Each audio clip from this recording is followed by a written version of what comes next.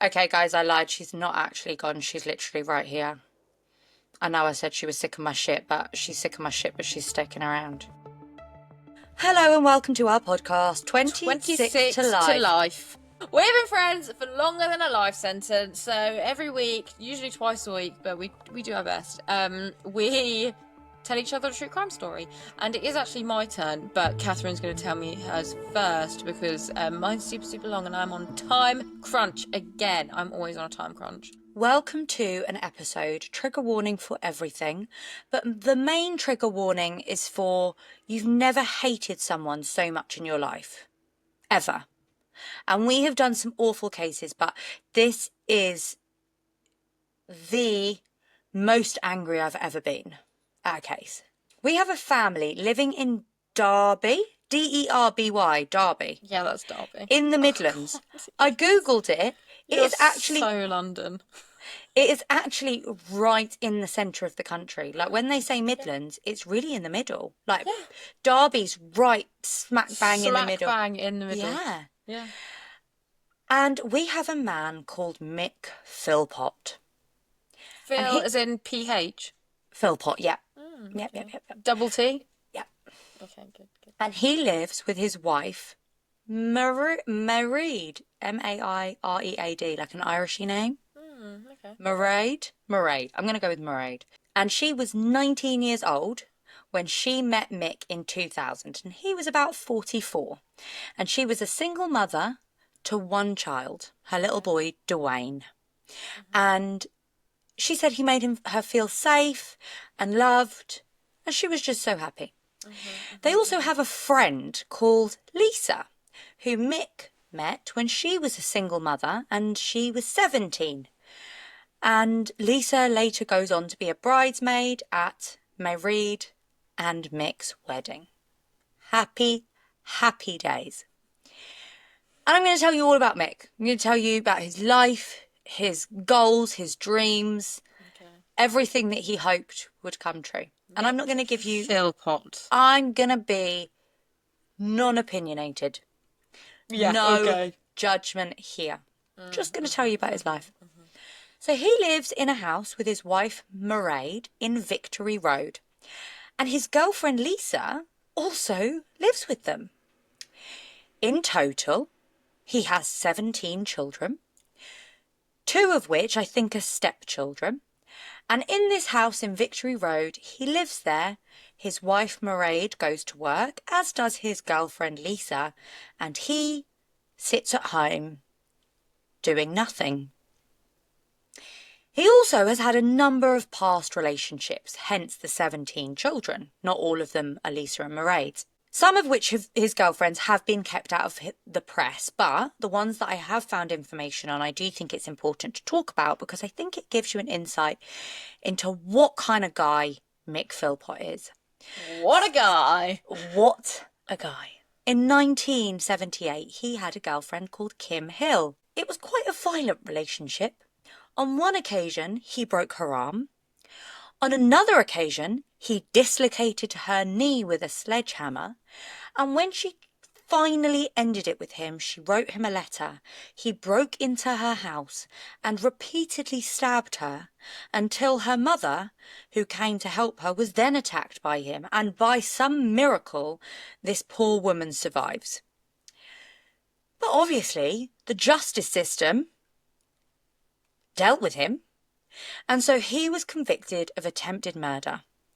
And he spent just over 3 years in prison and was then released. 3 years? Just over. 3 years and 2 months, I think. What the fuck? Don't get mad yet. Trust me. Okay.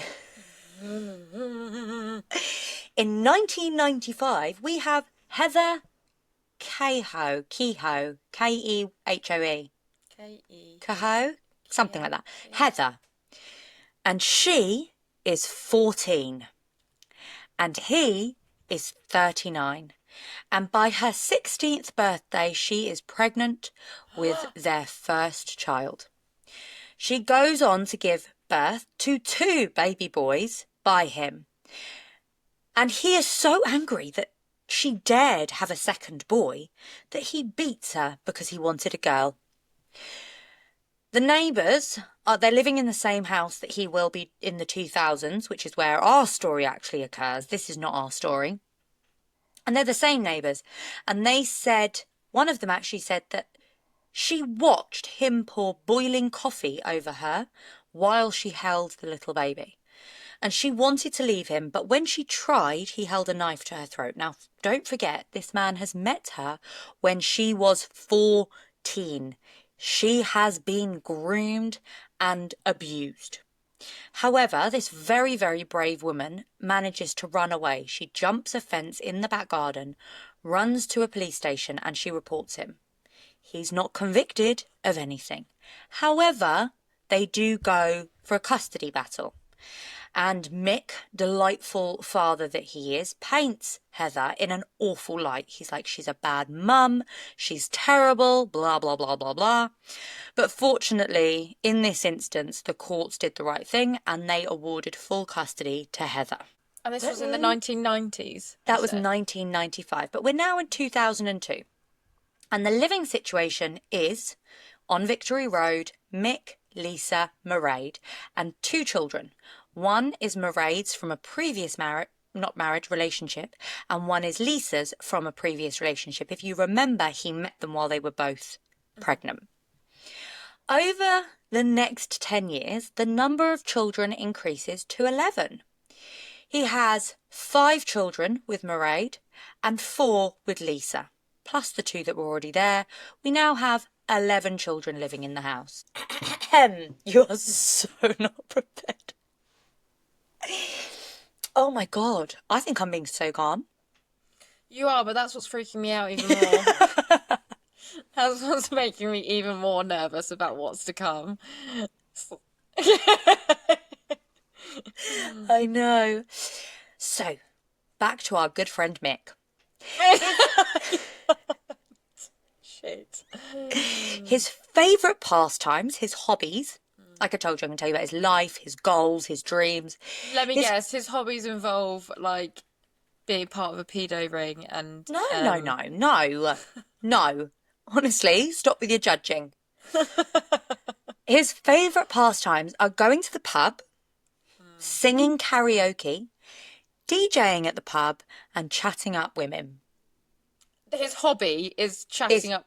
Yeah, these are his hobbies. He likes playing snooker too, or pool. And every week he would have parties in his house and the neighbours would see all the like coloured lights, like woo, woo, woo, woo, woo. Fun guy. Just a all-round fun mushroom. Guy. And Mick's super proud of his life. He is so proud that he doesn't work, that he contributes absolutely nothing to society. And when he's asked about having more children, he's like, obviously I'm going to have more children. I get more money every time I have more children. And so each year he would have a child by the other woman. So he'd have Mairead's child one year, she would have one child, and then the following year, Lisa would have a child. He wasn't having children. He wasn't doing diddly squat. But they were both working? Or they were all just living off of benefits? No, the 2 women were working. Both of their paychecks and benefits were paid directly into Mick's account, and he then dealt with all the bills and gave them money when they asked for it. Did he give it to them when they asked for it? Probably not, but that was the kind of rules. Arrangement. Guess how much he was making in benefits every year? Every year? Oh, this is going to make me even more mad. How much? £60,000 a year, and in 2000, well, yeah. Ooh, benefits, so that's not even including what the women are making? No, so bearing in mind that the average wage in the whole country was about 25,000. I was going to say 26,000, I thought. Yeah, average. I mean, well, even now it's 34, and that's including big cities like London, you know, where you've got the London waiting and stuff. We're in Derby in the Midlands. This is not a place where they're having... what's the word for it? Like London waiting and stuff. Yeah, no. And he's making £60,000 in benefits plus his wife and his girlfriend's income. Plus having a council house, so you've got reduced rent, reduced bills, all of that stuff. But they were all living in this same house. How many bedrooms did this have? We'll get on to it. So he was so proud of his lifestyle that he actually allowed a local newspaper in 2006 to do a report on him. And he became known as Britain's biggest scrounger. But he wasn't ashamed of this. He liked this title. So He was. embarrassing. It's That is so embarrassing. It's actually That's so embarrassing. cringe, isn't it? But he loved it. He absolutely loved it. He thought he was a celebrity. And he went on this show because the council wouldn't give him a bigger house. He even pretended for this show and went in a tent in the garden and was like, this is where some of my children sleep. The neighbours were like, no, they're not. No child ever slept in a tent in their garden. But that is what he was doing. He loved the fame. He was all over newspapers, like, and you know the kind of newspapers he was in. It's not hard to work out. The Sun, Yeah. Derby Daily or something like that. I don't know. But this Take a break. yeah, honestly, this absolutely mouldy onion ring decides he wants more fame. So he goes to the most upmarket of reality TV. Where does he go? Oh, not The Only Way is Essex or something. No. He's like an old ugly man. He goes. Not Jeremy Kyle. Yes! He goes on Jeremy Kyle. And No. Jeremy Kyle confronts him with everything. Jeremy Kyle is like, are you not embarrassed? Are you not this? Are you not that? And he is like, no. He gets really angry. And Jeremy Kyle's like, do you think it's acceptable to be a bum? And he's like, I'm not a bum. I'm raising my children or whatever. I don't even know what he said. It was so gross. His wife, Mairead, is then walked out onto stage and he like kisses her on TV. It's so gross. Ugh. It is so gross. She's so gross as well. Like, ill. So she's not. She's not a victim in this. I will come to it later, but Okay. I have opinions. You opinions? Yeah, a few. No, Just a few. Just a couple. So out of the ordinary. Jay came in from work at 12 o'clock last night and he had to go back out at 3:30 this morning. And I had been doing my research and I was like, guess what? And he was like, what? And I was like, Mairead Philpott. And he was like, oh God, here we go. When Mairead comes out, Jeremy Kyle asks her a question and he goes to interrupt Mick Philpott. And Jeremy's like, no, let her answer. Yeah. And he turns to Mairead and goes, just tell them what we talked about. And it's like, you know she has a brain. You know she's allowed to think for herself. But furthering his claim to fame, there was a MP called Anne Widdecombe. Have you ever heard of her? Yeah. Isn't So- she the person... Go on. You going to let me answer that question? Or You said yeah. I thought yeah was your answer. Wasn't she on... Isn't Anne Widdecombe the person that was on Weakest Link? Oh, it's Anne Robinson. Okay. And so she does a reality TV show. I'm so angry I'm sitting with my hands on my hips. I don't know if you can see this, but I'm literally like mad. It's also helping my back. It's quite good at keeping your posture. And she does this TV show, and the whole point of the TV show is to basically show this appalling culture that has been created where people are abusing the benefit system. Like, we have the most incredible welfare state in this country. Yeah. We are unbelievably lucky, and there are people who just abuse it. Like, we know this. Oh, yeah. And it's called, Anne Widdecombe, the benefits culture. And she goes and meets Mick. And she's very posh. She's very, very posh. I love her because she's like this kind of old woman who's basically giving him what for. She's like, he's called Shameless Mick and he lives up to the name. He's called Shameless Mick. That's his nickname. Oh, God. And she's disgusted by him. She says, they call him Shameless Mick and he is exactly that.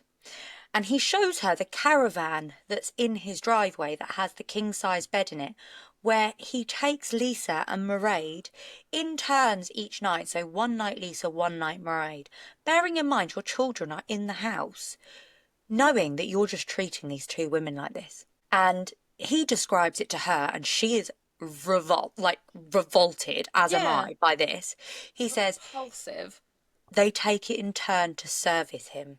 Can you just Google a photo of this man so you can actually join in my disgust at this man? Okay, let me tell you what I'm thinking of at the moment. Go on. He's like fat. No. Go on. He's not fat.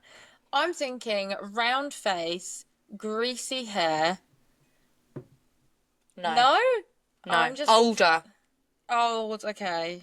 Oh. Oh. And if you see him like moving and talking, which you are going to, because I'm going to show you a video, you will see it's even worse. Oh. Ugh. Ew.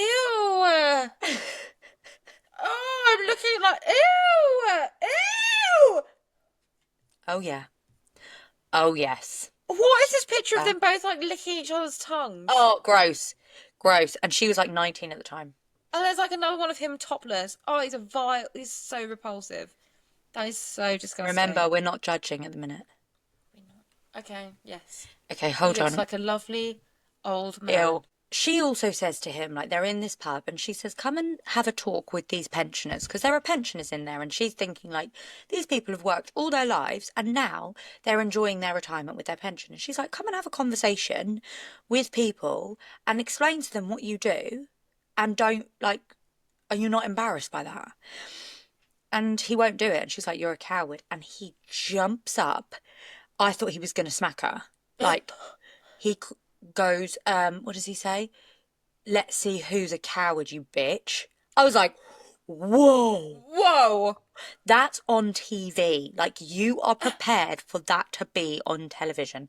Yeah, that's televised she nationwide. even said, she's like, I thought he was going to hit me. But she stood her ground. Like, this tiny little old woman, she stood her ground. I was like, well done. I think it would have been not like that I'd want him to hit her, but if he had hit her, he'd hopefully go to prison, and then maybe he'd be not here. Yeah, but he probably would have gone to prison for like a day and a half. 5 minutes. No, she was an MP though, so maybe they would have cracked down. Don't forget important people. So he controls all the money, despite the fact that he doesn't earn anything. But we're getting to a point now, after like nearly 10 years of this situation, that Mairead and Lisa aren't happy.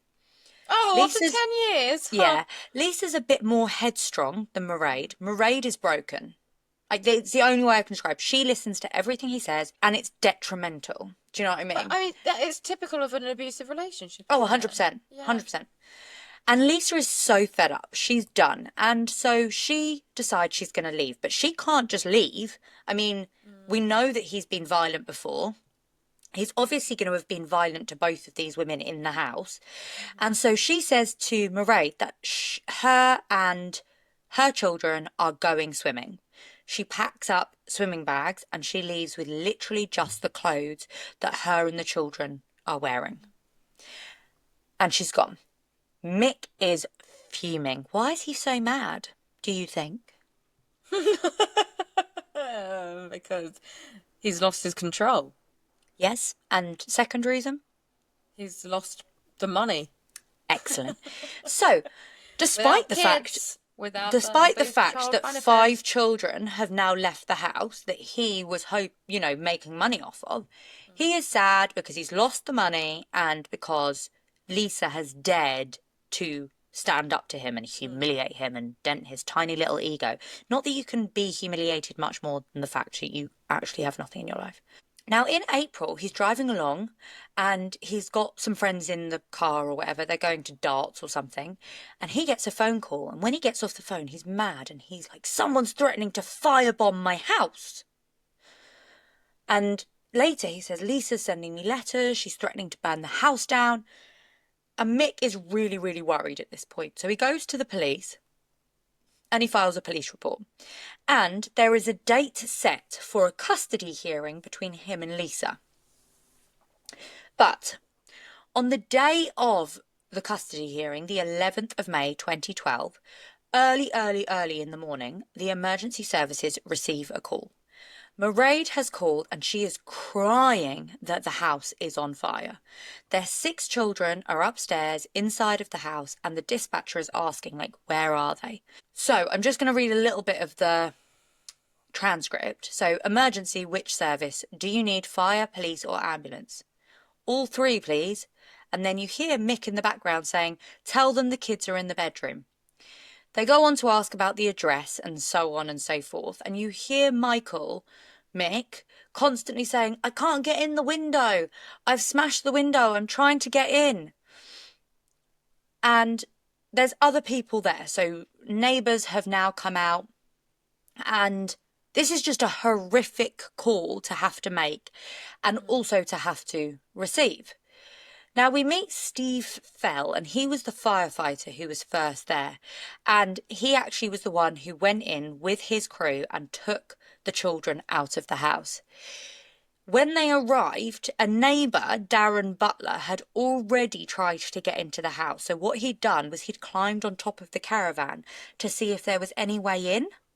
But he said that even just being that close to the windows, the smoke that was going into his lungs, there was just nothing he could do. And bearing in mind that when he'd been woken up by the fire in his house, it was just like a little dot. And then I think his brother had said to him, Mick's house is on fire. He's run out. And by the time he gets there, it's like fully ablaze. And the firefighters know how urgent it is because there are 6 children in. And so they are running in. They're bringing down the children, they're putting them down on the grass outside, and they are doing CPR on them. But it is clear that 5 of the children have died. And Darren says this, and he's like, it's awful, it's tragic, it's just, this fire is massive. The first responders are risking their lives going into this house. And Mick is running around like a headless chicken, like, save my babies. And then he goes up to a police officer and he says, I told you this would happen. And he walks over to one of the children who's lying on the floor, kisses them on the head, and then just walks away. So Jade, who is 10, John, who is 9, Jack is 7, Jesse is 6, and Jaden is 5. All are pronounced dead at the scene. Dwayne, who was Mairead's oldest, who was 13, he was taken into hospital. So he's in a really bad way, but he's at the minute alive. Now, the Philpott family, they're really, really well known. So there is a massive outpouring of support for this family. Everyone is grieving. This road, Victory Road, and outside of the house is covered in flowers, teddies, cards. Like, you can't walk or move because you see all the police tape and everything, and you can't move on this road. The police are actually having to move the flowers to one side in order to be able to carry on what they are doing. And everyone's being spoken to the media, and everyone's saying Mick was a wonderful dad. He loved having the kids around. Even the priest comes out to say such a good dad. And I was like, what's happening? I think when there's a tragedy like this, I Yeah. don't think you can come out and be like, well, it's really sad, but he was an absolute dingbat of a father. Like, he was a complete and utter mouldy crust. Like, you can't do that. I mean, it's one thing. I guess it depends if they say they can say something like that to the press, but whether or not they're saying that to the police, No, they're saying this to the press. yeah. So the neighbours are later interviewed by the police, and their stories are not the same. Yeah, okay, good. But to the press, it's kind of like the first day after it happens, Dwayne's still in hospital, 5 of the children have died. They're like, oh my God, this is such a tragedy. Like, these parents love their children, da da da da da. Yeah. While he is in hospital, very sadly, Dwayne's condition deteriorates really, really rapidly. And within 2 days of being admitted into hospital, he is just being kept alive by machines. He's on life support. And they make the decision to turn this off. An awful decision for anyone to have to make. But the police are now conducting their investigation, and they know that this has been done on purpose. They believe that someone has put something through the letterbox and has used petrol as an accelerant. So they are investigating everything. They take over 5,000 statements. They go door to door, and everyone within a 5-mile radius who has bought petrol in a can is questioned. Mick and Mairead are interviewed, and they describe, this is their story. They're at home. The children were in bed, and their good friend Paul Mosley comes over. They were playing snooker, and at 1:30 Paul leaves and Mick and Mairead are watching TV. They go to sleep. They are woken up by the sound of smoke alarms. In the caravan or No, in the house. Okay. In the house. They run outside. Obviously, their bedroom's upstairs, but they run outside. Because do you remember, they don't have to be in the caravan anymore because Lisa's gone, so they can be in the house all the time. Run outside, run past the children, obviously, because the children will wake up and get themselves out in the fire. Even the one that's like a baby. 5, yeah. And so they run outside and then they're like, oh my God, the children are inside.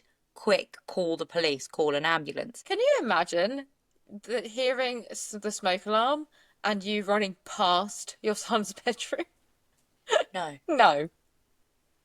Definitely not. Have you seen me with my child?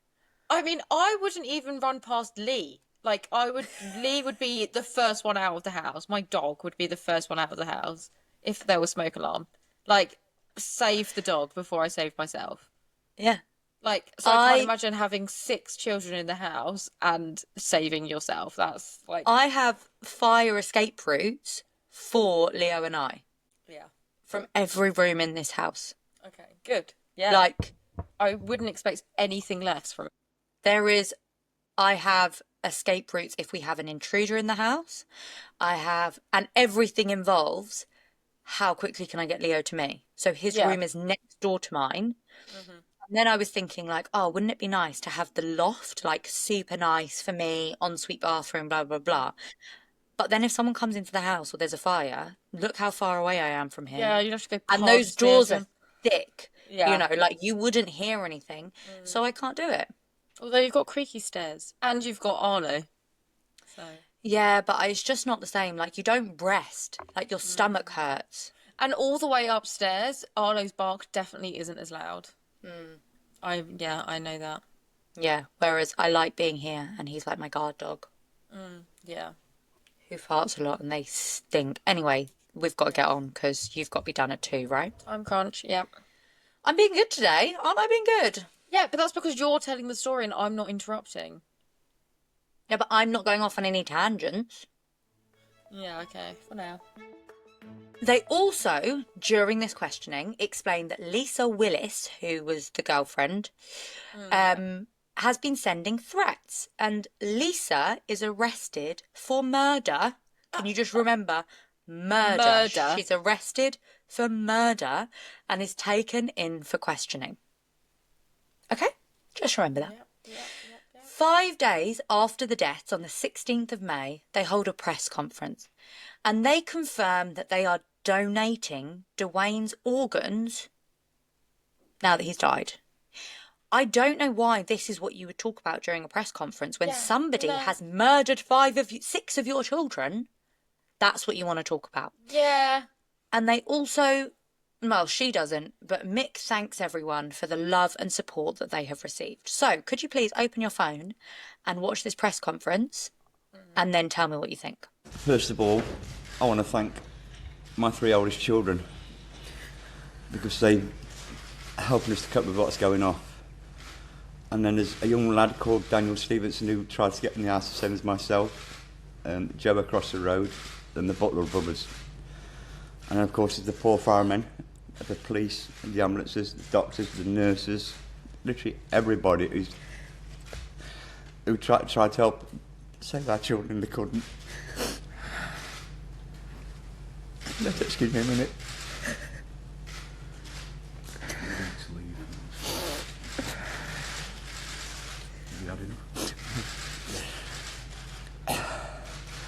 We've decided that through our son Dwayne, and unfortunately the last one to pass away, that we're going to donate his organs to save another child, which is what we want, because if you can save another child, that makes us happy. It takes a bit of the pain away.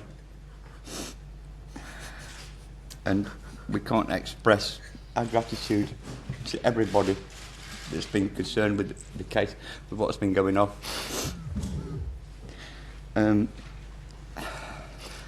I've actually been down to our home, and what we saw, we just cannot believe it. We grew up in a community that's had a lot of problems with violence and God knows what else, and to see this community to come together like they have, it's just too overwhelming. We've had people from America, France, even the travelling community. It's just, we've been to see them, it's just overwhelming, isn't it? But I say I can't express enough the police, the fire brigade and the ambulance services, because what we feel, them poor gentlemen from the fire brigade saw what we've seen. You know, my heart goes out to them, because it's not just us that's suffering, it's them as well. It's everybody. But there's one thing I would request is please leave my family alone. If you've got any questions or anything at all, please don't come through me or my family. Please go to the police, because what's happening at the moment, you're disrupting what these officers are trying to do. So please, I beg you, leave us alone and let us try and live in peace and quiet. That's all I ask. Thank you. What do you think? I like the fact that he didn't mention his children at all, really. Like, he didn't mention, I think maybe at the start he mentioned, did he even once? No. He mentioned Dwayne, and then that was it. And that's the whole point of the press conference. No, he didn't mention any of them. The woman, Well, what's her isn't the name? point of the press conference to find out who has murdered your children? Yeah, exactly. To plead for information. Yeah, And he's if you saying- have any information... He's saying if you have any questions, leave us alone and go to the police. You Yeah. should be saying if you have any information, go to the police. but also, the way that he says, let us grieve in peace and quiet. Like, it's the words that he uses. And he also says, it's the fact that I went back to my house and then changed it to our house. And it's all about everybody else, and it's all about him and the support. And none of it is about the fact that his children have died. And what about the fact that he said, if we can donate organs, that will make us happy? Yeah. Yeah. Nothing's making me happy. If my child is dead, I'm dead. Nothing's Yeah. making me happy. Nothing is making me feel better. Yeah. You know, not 5 days afterwards anyway. No, Like, by all definitely means, not. donate the organs. Jesus, like, we need more of that. And I'm so glad that we have people who are organ donors who, you know, can do things like that. But to sit there in a press conference and say that makes us feel better, Yeah. what? What should make you feel better is finding the people who've done this to your children. And I mean, she literally didn't look up the entire time. She had her head down, and I know that she's How obviously... fake is her crying? Yeah, but his as well. Yeah. The way he's like, sorry, just give me a minute. And it's like, you would never say that. If I'm crying because my child is dead, I'm not apologising to you. You should understand that I'm going to be sobbing. Yeah. Yeah, it all Hers it was seems like- very staged. Very staged, yeah. Yeah, I wasn't a fan of that whole interaction. Also, her teeth make me feel sick. So this community is rallying around. But obviously, no judgment yet. Oh, we're not judging yet? Okay. No, they're grieving parents. Okay, They're okay, really okay. struggling. Okay. The community is rallying around them. They raise money for the funerals. They're donating clothes because Mick and Mairead have lost everything in this house fire. But the money that they are receiving, which is like, they're getting donations of like £15,000 from various places that's to go towards paying for these funerals and things. They're going shopping. A few days after the death of their 6 children, they are in the pub, getting drunk, and he's doing karaoke, singing Suspicious Minds to Mairead. Great song. Well, he obviously felt a lot better We after can his go son was... on together. But what a bad choice of song. Yeah, but With he Suspicious Minds. he obviously felt a lot better after Dwayne was able to donate his organs. Yeah, he was happy now. Yeah, he was was happy after that. So it He was singing in the pub. yeah, so understandable, really. As well as that, if the clothes that were being donated were not designer, he would reject them. What? He'd say, no, thank you. Thank you, but no, thank you. We have standards here. And the police are also not buying this entire charade. Okay, thank Steve God for that. Cottrell, who is the police officer that you saw in that press conference who sat next to them, he's like, this whole thing was a sham. There were no real tears. This is all a whole pile of hokey. And the night before this press conference, their hotel room had been bugged. Dun dun dun. Oh, yes. Give it to me. Mick is asking Mairead lots of questions. And do you know what they remind me of? They remind me of the kind of questions like when I've taught a student something, I'll like quick fire questions at them as a kind of to make revision. sure. Yeah. Yeah, so I'd be yeah. like, okay, let's say we're doing it on this. Rose, what's Mick's surname? Philpot. What's his wife's name? Mairead. Yes. What's the girlfriend's name? Lisa. How many children has he got?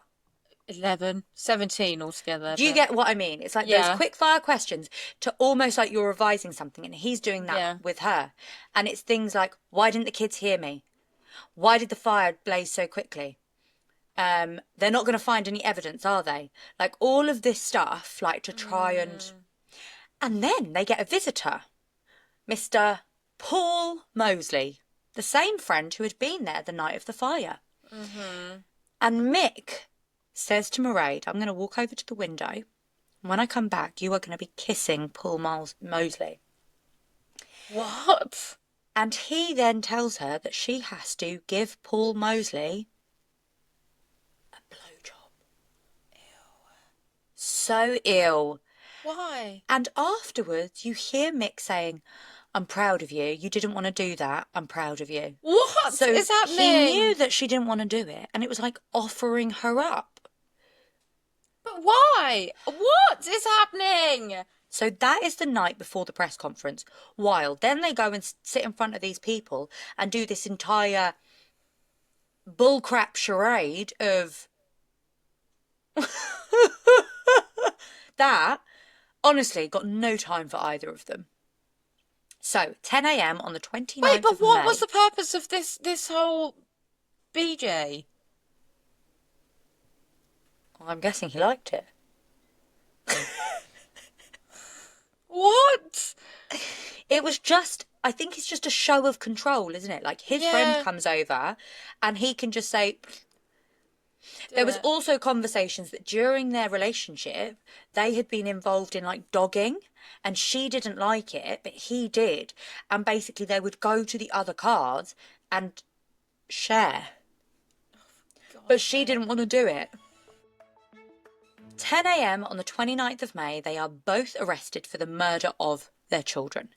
And at first I was like, what's going on here? Because they're both put in the back of the same police van. And I was like, that's weird, right? Like usually they go separately. Yeah. The police van is freaking bugged. Yes. The police van's bugged. He's going, what did you say to them about me trying to get in? She's like, I told them you tried everything you could. And he was like, did you tell them about me going up and down the ladders? And she's like, yeah. And he goes, were you crying when you said it? And she was like, yeah. And he was like, how much were you crying? She's like, not a huge amount, but I was crying. And he was like, I was hysterical, me. And I thought, you're an absolute dingbat. And even if they don't know it's bugged, you know that there's police officers at the front of the van. You know they're driving the van. You can see them. Is it not like You mesh? fucking doorknob. You my- absolute imbecile. God. And he's like, have they got any evidence on you? They've got nothing on me. I was like, what are you saying? Oh my God. Now, on the 20th of June, Paul Mosley is also arrested, but he is released on bail. And he proceeds to tell everyone how cool it is that he's been released on bail for the 6 murders. He thinks this is the greatest thing. What thinks is this it with gives- these people? And that they genuinely think this is something to be proud about. They are The scum wastes of the earth. of oxygen. Yeah. Like, when I say there's no point to them, I mean there's no point to them. Like, there's no useful redeeming factors that they contribute to the world. So yeah, he's released on bail. On the 22nd of June, the funeral takes place and it is awful. Like, there are 6 little coffins and there's about 400 people that attend. And the thing that got me the most was the fact that there's so many children there, because obviously there's all their little friends and they're all crying and everyone's saying it's so weird because the parents aren't there. Yeah. And obviously they said don't want them there, and it's like a good thing that they're not there. But at the Wait, same but are time, the parents not in custody at the moment? yeah, so they can't Oh, attend yeah. the funeral. Yeah. So people are like, it's weird that the parents aren't there, even though they don't want them there. It is weird that they're not there. And in November, so we're now, when did this happen? May. We're a while later. Paul Mosley is rearrested because forensic tests of his clothing come back that there was petrol on his clothes. So he is rearrested. Are you ready? No. On the 17th of December, the charges are reduced from murder to manslaughter, and all three of them plead not guilty. When they arrive at court, every time they're arriving at court or leaving court, people are heckling them, kicking the buses, like hating them. But on what grounds was it reduced to manslaughter? Don't. Just don't. What grounds, Catherine? Well, manslaughter is, you've got voluntary and involuntary manslaughter, Yeah. and it's death by your actions, which are negligent, without the actual want for them to die. So them dousing the house in petrol is not considered them wanting their children They to just die wanted to burn down their house. with their children inside. I'll come to it, what their plan was later. Mick is just a big freaking drama queen. He listens to the 999 call in court and he collapses. And everyone's like, what is he doing? Because he gets up straight away again and he's fine. And they're like, this is ridiculous. You look like an idiot. Yeah. Lisa takes the stand and she says that everything that we already know about what their relationship was like, how violent he was. And Mairead also does the same. She gets up and she talks about how violent their relationship is. She talks about the dogging. She talks about how she was abused as a child. She says that she was once raped. She wants to get sympathy, right? And I feel like I'm being really callous. But my thing is, abuse is awful. I completely understand this. Mm-hmm. You had 6 children who were completely reliant on you for protection. That's unforgivable. Yeah, why would you ever put them in a position where they are in that much danger? I don't think you can excuse your behaviour no matter what your situation is. No, definitely not. Anyway, this fire started below the letterbox and Mick's boxer shorts came back as also having petrol on it. So it seems like he had been the one to douse the building. Paul Mosley also has bragged about the fact that they planned this 6 weeks prior to the actual event. So he's been like in the pub, obviously. Oh, for God's sake. And the prosecution present that the plan was to frame Lisa. Mick wanted to plant all these seeds of she's called and threatened to firebomb the house. She's been writing these letters. He'd make the police report. On the morning of the custody hearing, this fire breaks out. Mick's plan was to break in, save the children, be a hero, frame Lisa, and get custody of his children with her as well. And that's why it gets reduced to manslaughter, because they are saying that there was no intention of killing the children. Yeah, but at the end of the day, they did kill the children. Like, it doesn't matter. Like, I understand that that's technically what manslaughter is. But it's like if you're driving dangerously. No, but no, because if you're driving dangerously, you can be driving dangerously and not expect to hit anyone, but accidentally do. But you have set your house on fire with your children inside. So how is I'm not disagreeing with you. There is that risk assessment. Technicality. There is that risk assessment that you can go through in your brain, and the only way that you can remove the risk of your children dying is by removing them from the house. But they didn't do that. So they fully set their house on fire with the children inside. Like, that is murder to me. Right. That is not manslaughter. Have you heard how stupid these people are? I cannot. And, no, what's even more stupid is the people that actually thought that it was acceptable to put it down to manslaughter. Oh, 100%. It's ridiculous. Wait until you hear what comes next. All three are found guilty, and as they're going away, Lisa's Of manslaughter. crying. Manslaughter, not Lisa's murder. crying. Sorry. As they're being taken away, Mairead is crying, and Mick does this to the people who are watching. You really care about your kids. Now, the judge says the maximum sentence for manslaughter is life imprisonment. You are a disturbingly dangerous man. Your guiding principle is what Mick Philpott wants, he gets. You have no moral compass. I have no hesitation in concluding that these 6 offences are so serious and the danger you pose is so great that the only proper sentence is one of life imprisonment, and that is the sentence I impose of you, with a minimum of 15 years. He will be eligible for parole in 2028. Mairead got 17 years. She was released in November 2020. She was given life coaching, counselling, and an anonymity order and a new identity. Actually, that might not be true. She was given a new identity. I don't know if that went with an anonymity order. Paul Mosley also got 17 years. He was released in May of 2021, but was recalled due to breaching his parole.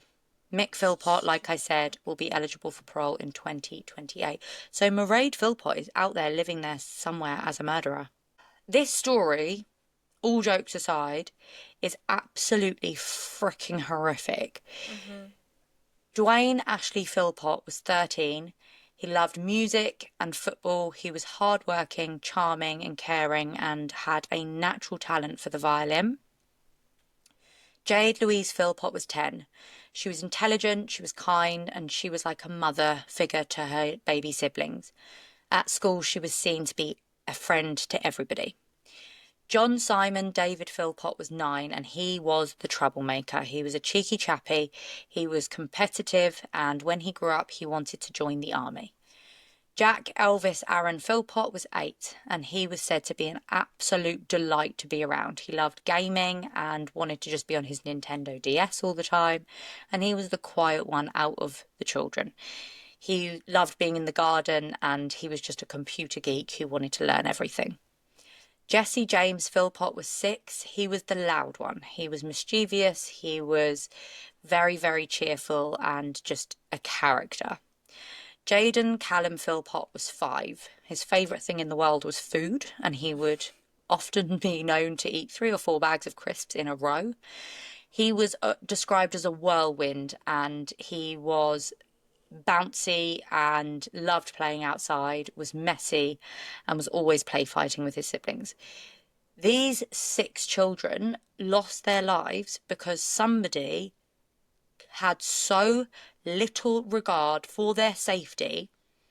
Not just somebody, 3 people, 2 of them who are meant to be their protectors, had such little regard for their safety and just wanted the financial gain of getting those other 5 children. Because he didn't want to win custody from Lisa because he loved the kids.